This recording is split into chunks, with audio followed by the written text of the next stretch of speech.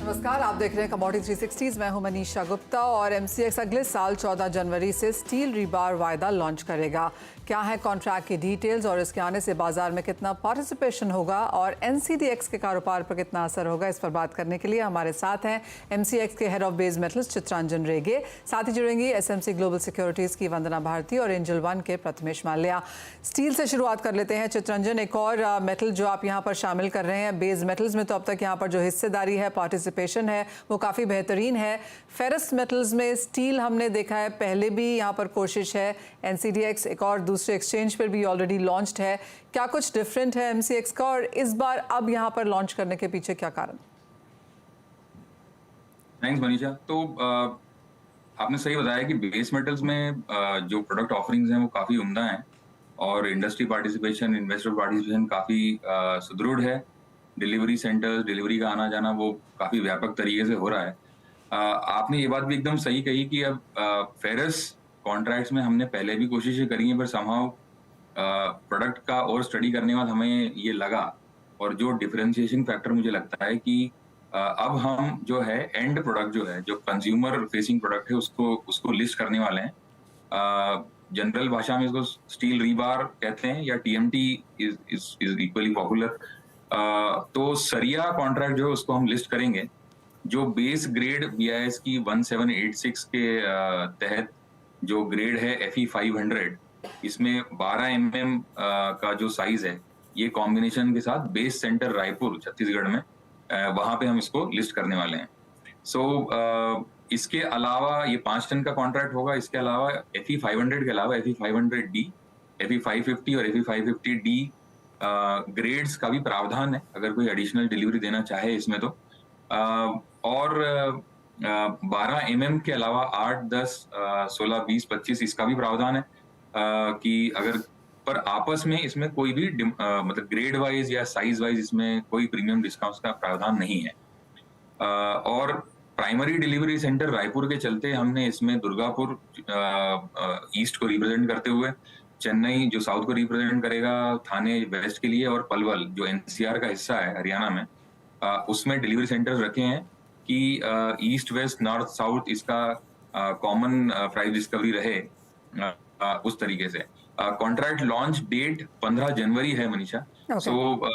फरवरी, मार्च और अप्रैल के 3 कॉन्ट्रैक्ट हम लॉन्च करेंगे, और मुझे उम्मीद है कि इंडस्ट्री का पार्टिसिपेशन इसमें अच्छा आएगा और इन्वेस्टर का इंटरेस्ट भी आएगा इसमें। फर्क जो हमारा कॉन्ट्रैक्ट है वो ये है कि वैल्यू चेन में अगर आप देखें, जो लॉन्ग सेगमेंट है, मतलब जो कंस्ट्रक्शन साइड में जो स्टील जाता है, उसमें आयरन ओर से लेकर के स्पॉन्ज आयरन या पिग आयरन के रूट से होते हुए जो फाइनली इंगट और बिलेट का जो सेमी फिनिश प्रोडक्ट है, और फाइनली जो एंड प्रोडक्ट है, मुझे लगता है कि रीबार का भाव जो है वो बाकी सभी को, जो ट्रेडर्स हैं, इंपोर्टर्स हैं, जो मतलब जो स्पॉन्ज आयरन या पिग आयरन में काम करने वाले लोग हैं, उनके लिए भी काफी हेल्प करेगा। इसके साथ में हमें ये लगता है कि पर्टिकुलरली रायपुर और दुर्गापुर, जहाँ पे हमारा कैप्टिव या जो घरेलू उत्पाद है, जो आयरन ओर के रूट से, स्पॉन्ज आयरन के रूट से जो सरिये बनते हैं, के अलावा पर्टिकुलरली साउथ में चेन्नई, जिसमें स्क्रैप इंपोर्ट की काफी तादाद है, और थाने रूट से नावा शेवा या अप नॉर्थ जाने वाले माल में भी स्क्रैप इंपोर्ट की काफी तादाद होती है। तो अल्टीमेटली स्क्रैप रूट से बने चाहे डोमेस्टिक स्पॉन्ज रूट से बने, हमारा ये मानना है कि जब फिनिश्ड प्रोडक्ट जो बेंचमार्क प्रोडक्ट है, उसकी प्राइस डिस्कवरी एक बार एक्सचेंज में होने के बाद, चाहे वो प्राइमरी रूट से बने चाहे वो स्क्रैप रूट से बने, जो फाइनल केमिस्ट्री के लिए उसकी प्राइस डिस्कवरी बेस्ट तरीके से हो सकती है जब हम एंड प्रोडक्ट को ट्रेड करेंगे। तो हमें लगता है कि ये स्टील रीबार का जो कॉन्ट्रैक्ट है, ये इंडस्ट्री के सभी जो पार्टीज हैं, इंपोर्टर हैं, एक्सपोर्टर हैं, वैल्यू एडिशन वाले हैं, इंगट वाले हैं, बिलेट वाले हैं या स्पॉन्ज वाले हैं, सबके लिए बहुत ही कारगर साबित हो। चित्रंजन, इसके साथ साथ प्राइसिंग कैसे आप देखते हैं? जैसे आपने बताया कि प्राइस डिस्कवरी इंडियन मार्केट्स में किस तरह से होगी, लेकिन हम जानते हैं कि ज़्यादातर नॉन एग्रो कमोडिटीज़ हैं, वो अंतर्राष्ट्रीय बाजारों से काफ़ी क्यूज़ लेती हैं, यहाँ पर वॉल्टिलिटी ज़्यादा रहती है, स्टील स्पेशली क्योंकि हम चाइना मार्केट्स को देखते हैं इस लिहाज से, तो वो तालमेल कैसे बिठाएंगे आप? बात बराबर है कि चाइनीज मार्केट या एसएचएफई में स्टील रीबार का कॉन्ट्रैक्ट ऑलरेडी है, पर अगर आप देखेंगे मनीषा जी, तो ये पर्टिकुलरली ये वाला जो प्रोडक्ट है ये स्पॉन्ज आयरन रूट से ही बनता है और काफी काफी तादाद में स्क्रैप रूट से ही बनता है।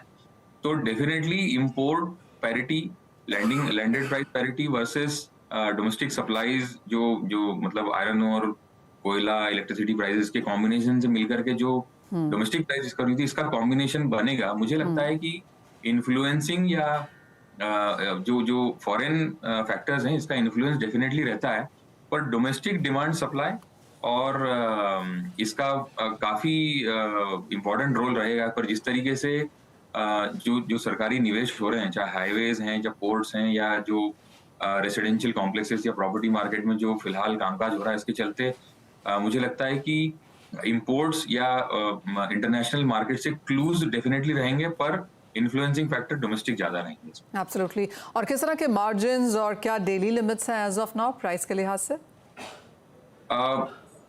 मतलब जो मेटल मार्केट्स में काम करने का जो प्रावधान है वो 4% प्लस माइनस इसके साथ कामकाज चालू होगा।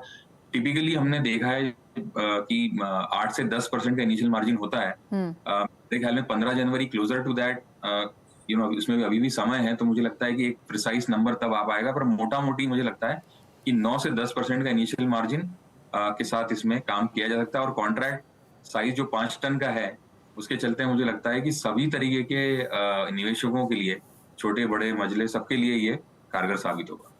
मेरा अगला सवाल एक्चुअली वही था Chittaranjan, the last one as well, कि कैसे देखते हैं आप यहाँ पर पार्टिसिपेशन, क्योंकि मेटल्स में तो अच्छा खासा है और स्टील इंडियन के लिहाज से एक बहुत बड़ा कमोडिटी है। चाहे वो हम प्रोडक्शन देखें, जो हमारे डिमांड एस्टिमेट्स हैं 2024 के, वो भी काफ़ी स्ट्रॉन्ग है। और जैसे आपने कहा, चाहे इंफ्रास्ट्रक्चर है, रोड्स, रेल्स, वहाँ पर सभी मैन्युफैक्चरिंग के लिहाज से भी काफ़ी पॉजिटिविटी स्टील डिमांड को लेकर है।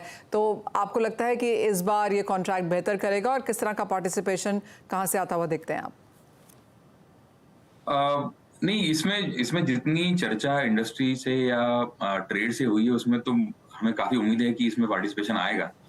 दूसरी बात यह है कि डिमांड आने वाले समय में कैसे रहेगी, इसके बारे में मतलब जितना बाजार से सुनते हैं, वो एक मतलब उसमें क्या कम ज्यादा रहेगा, ये तो मुझे लगता है कि कॉन्ट्रैक्ट का ये किस तरीके से प्राइस डिस्कवरी होगी, वो एक देखने योग्य बात होगी। लेकिन जो फिलहाल हमारे यहाँ कैपेसिटीज हैं, वो ब्रॉडली अगर देखें तो स्टील लॉन्ग साइड में, रीबार साइड में, मुझे लगता है करीब 35 से 40 मिलियन टन का कैपेसिटीज है। और इतनी कैपेसिटी जो रेगुलर बेसिस पे काम कर रही है, मतलब जिसके पास खुद की माइंस नहीं है और वो जो स्पॉन्ज आयरन रूट से या स्क्रैप रूट से माल बनाते हैं और क्वालिटी कॉन्शियस होकर के उनको वो बनाना पड़ता है, तो मुझे लगता है कि जिनके पास खुद की माइंस नहीं है, खुद का सपोर्ट सिस्टम नहीं है, उनको अगर भाव की वॉलेटिलिटी इम्पैक्ट करती है, क्योंकि भाव का बढ़ना घटना ये जो इंटीग्रल है।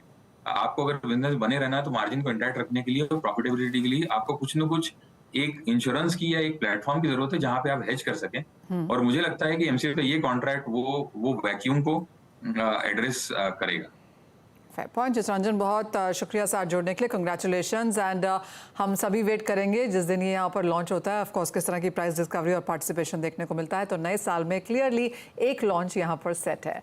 बहुत शुक्रिया। Thank you very much. Prathamesh, आपसे भी जानना चाहेंगे, आप non agro as a space देखते हैं, एक नया कॉन्ट्रैक्ट यहाँ पर है, एक एक्सचेंज पे ऑलरेडी है, कैसे देख रहे हैं इस लॉन्च को आप?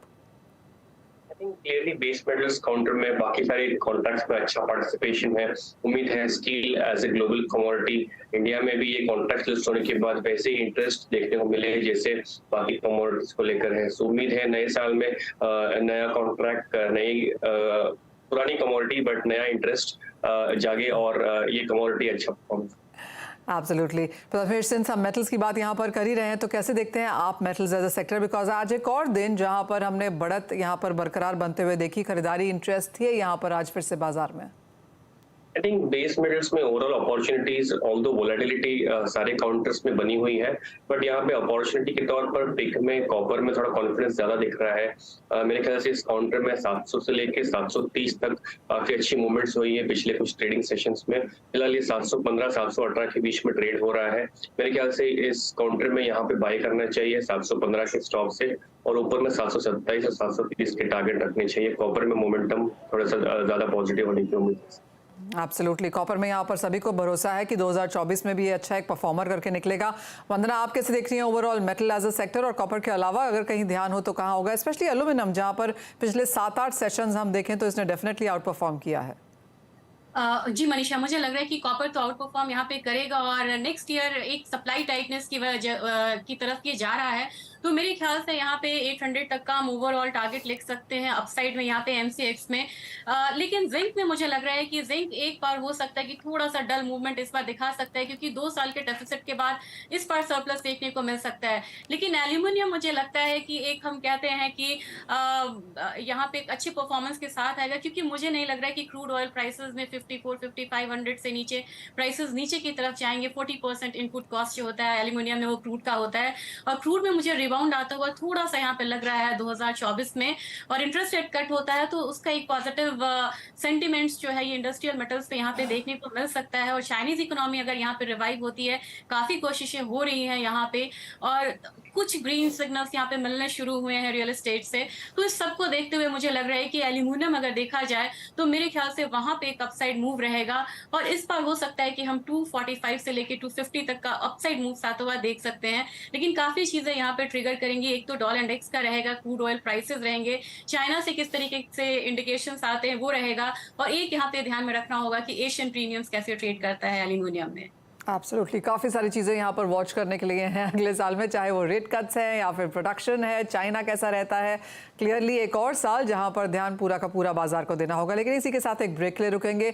मेटल्स की बात तो हम कर चुके हैं, लेकिन बाकी कमोडिटीज़ भी यहाँ पर काफ़ी हद तक उठापटक में है। कैसे करें कारोबार, बताएंगे आपको इस ब्रेक के बाद। जी, उठापटक यहाँ पर मेटल्स के अलावा बाकी नॉन एग्रो स्पेस में भी है। और प्रथमेश, जैसे जैसे हम अगले हफ्ते में जाएंगे, जब छुट्टियाँ ज़्यादा और वर्किंग वॉल्यूम्स एंड डेज कम हो जाएंगे, तो और भी बाजार में कारोबार करना मुश्किल हो जाता है।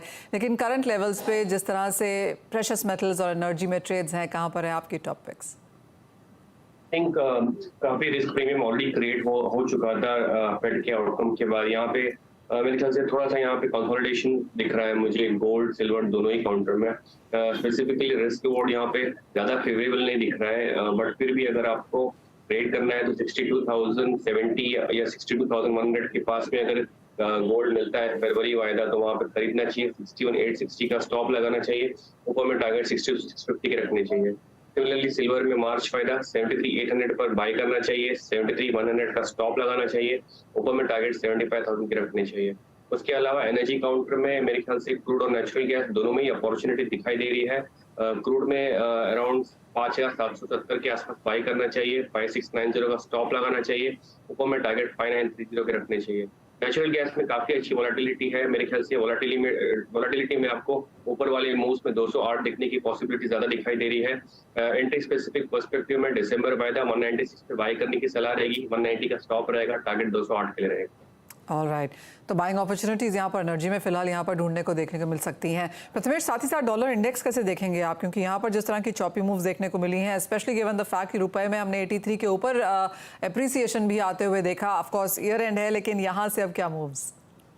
आई थिंक क्लियरली मेरे ख्याल से 107 के बाद 105, 104 अभी नेक्स्ट मूव पॉसिबिलिटी यहाँ से अगर सब जैसा दिखता है तो पॉसिबिलिटी नेक्स्ट जो साइकोलॉजिकल सपोर्ट है वो 100 के आसपास में दिखता है, जो कमोडिटीज के लिए काफी अच्छा संकेत दिखता है। सो नेक्स्ट मूव 100 की तरफ जाने की ज्यादा पॉसिबिलिटी दिखाई दी। ऑलराइट, तो that would should be positive commodities, जहाँ पर हमने एक सपोर्ट बनता हुआ देखा भी है। एग्री कमोडिटीज़ में आज मुनाफा वसूली है वंदना, चाहे वो मसाले हैं या गुआर है, it's a sea of red. कैसे देखती हैं आप इस एरिया को? मुझे लग रहा है कि करेक्शन मोड में है और ये कंटिन्यू भी रह सकता है, और थोड़ा सा मुझे लग रहा है कि ईयर एंड है यहाँ पे, तो जो ट्रेडिंग एक्टिविटीज है स्पॉट मार्केट में वो थोड़ी सी यहाँ पे धीमी पड़ सकती है, और वेदर का भी इम्पैक्ट है। मेरे ख्याल से यहाँ पे सेलिंग प्रेशर कंटिन्यू रह सकता है कॉटन कैंडी में भी, क्योंकि यहाँ पे अराइवल्स भी यहाँ पे आ रहे हैं, और कहीं ना कहीं ये 56,000 के करीब आया है। अब यहाँ से लग रहा है कि एक और फॉल देखने को मिलेगा 55,800 या 700 तक। इसके लिए स्टॉप लॉस लगा के रखना होगा 56,150 का। दूसरी कमोडिटी मुझे लग रहा है है कि कैस्टर में भी यहाँ से चाइना से कोई डिमांड नहीं आने की वजह से ये भी कमोडिटी, जबकि यहाँ पे अराइवल्स थोड़े से कम है कैस्टर के, फिर भी उसके बावजूद भी इसको फायदा मिलता हुआ दिख नहीं रहा है। एक्सपोर्ट डिमांड की कमी है। 57.25 एक लेवल होगा जनवरी कॉन्ट्रैक्ट में जहां सेलिंग की ही सलाह रहेगी। 56.80 का टारगेट होगा। स्टॉप लॉस लगाना होगा 57.60 का। और स्पाइसेस काउंटर की बात की जाए तो वहां पे सेलिंग जो है मुझे और डीप होता हुआ दिख रहा है। सिर्फ धनिया में मुझे लग रहा है कि थोड़ा सा लिमिटेड गिरावट हो सकता है, लेकिन जीरा में भी मुझे लग रहा है कि एक बार 32,000 के करीब यहाँ पे एक सपोर्ट बनता हुआ दिख रहा है। अगर टर्मरिक दिसंबर कॉन्ट्रैक्ट की अप्रैल कॉन्ट्रैक्ट की अगर मैं बात करूं, मुझे लग रहा है कि वहां प्राइसेस 14,500 के करीब अभी ट्रेड हो रहा है, लेकिन यहाँ पे नीचे की तरफ ये 14,100 आ सकता है यहाँ पे। तो स्ट्रैटेजी सेलिंग साइड की रहेगी। 14,500 के करीब सेलिंग करना है, 14,100 का टारगेट रखना है। स्टॉप लॉस यहाँ पे लगा के चलना होगा 14,650 का। तो मेरे ख्याल से जितने भी काउंटर्स है, इनफैक्ट गौर में मुझे लग रहा है कि यहाँ पे थोड़ा सा जो सेलिंग प्रेशर है कंटिन्यू रह सकता है। वंदना, जो ये 3, 4, 5% की गिरावट मसालों में स्पेशली आते हुए नजर आई है, आप इसे मुनाफा वसूली कहेंगी या फिर ये शॉर्ट सेलिंग है?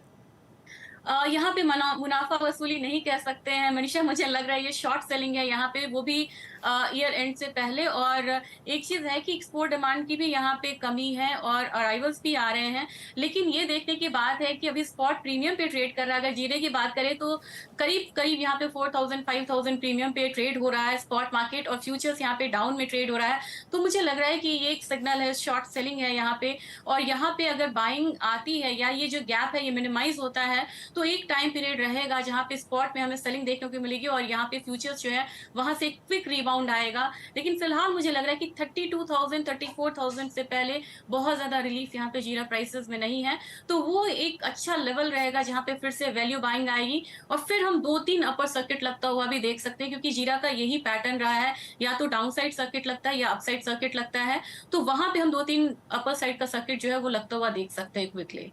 एब्सोल्युटली। 27,000 का लो और करीब करीब 63,000 का हाई हमने यहाँ पर जीरे को पिछले 12 महीने में बनता हुआ देखा है। ईयर ऑन ईयर तो अभी भी यहाँ पर तेजी है, लेकिन एक महीने में, पिछले महीने में 12% की गिरावट देखने को मिली जा चुकी है। वंदना, एक फाइनल सवाल और ये भी जीरे पर ही है, क्योंकि बाजार को लगता था कि जो हायर प्राइसेस हैं वो फेयर वैल्यू है। अब जिस तरह की मुनाफा वसूली देखने को मिली है और आप कह रही हैं 32,000 तक के भी लेवल्स यहाँ पर नीचे में देखने को मिल सकते हैं, क्या वहाँ कंसोलिडेशन होगी और 32 के लेवल्स कब तक आता हुआ देखती हैं आप? 32,000 मुझे लग रहा है कि अगर हम बात करें तो जनवरी 15 तक का एक हम रख सकते हो। यहाँ पे सोइंग को बहुत क्लोजली यहाँ पे ट्रैक किया है मार्केट ने। प्रोडक्शन ज्यादा होने की तो उम्मीद है ही है, लेकिन ये लेवल अगर आता है तो इंटरनेशनल मार्केट में जो इंडियन पैरिटी है वो कॉम्पिटिटिव रहेगी। हम मेजर सप्लायर हैं, तो वहाँ पे एक्सपोर्ट डिमांड जैसे ही आएगा, चाहे स्पाइसेस हो, ग्वार हो, एक्सपोर्ट डिमांड बहुत बड़ा ट्रिगर होता है ऐसे काउंटर्स के लिए। तो मेरे ख्याल से वो सबसे बड़ा ट्रिगर हो सकता है 2024 में, जो कि अपसाइड दे सकता है यहाँ पे स्पाइसेस को। एब्सोल्युटली। वो बात करते करते 6% का लोअर सर्किट आपकी स्क्रीन पर जीरा में लगता हुआ और 4.5% हल्दी नीचे है, 2.5% यहाँ पर धनिया नीचे है। गुआर में अच्छी खासी मुनाफा वसूली है और जैसे वंदना ने कहा, चाहे वो कास्टर हो, कॉटन ऑयलसीड केक हो, आज तो ऑफकोर्स यहाँ पर अक्रॉस बोर्ड हमने यहाँ पर गिरावट आते हुए देखी है। लेकिन इंटरेस्टिंगली, जैसे वंदना कह भी रही हैं कि ये शॉर्ट सेलिंग है, मुनाफा वसूली नहीं है, तो वो एक इंटरेस्टिंग ट्रेंड यहाँ पर फिलहाल बाजार में उभरता हुआ। लेकिन बहुत शुक्रिया प्रथमेश, वंदना, आप दोनों का ही साथ जुड़ने के लिए और उस तमाम सेक्टर पर अपनी राय भी देने के लिए। एक ब्रेक ले रुकेंगे, लौटेंगे तो लेकर आएंगे आवाज समाचार।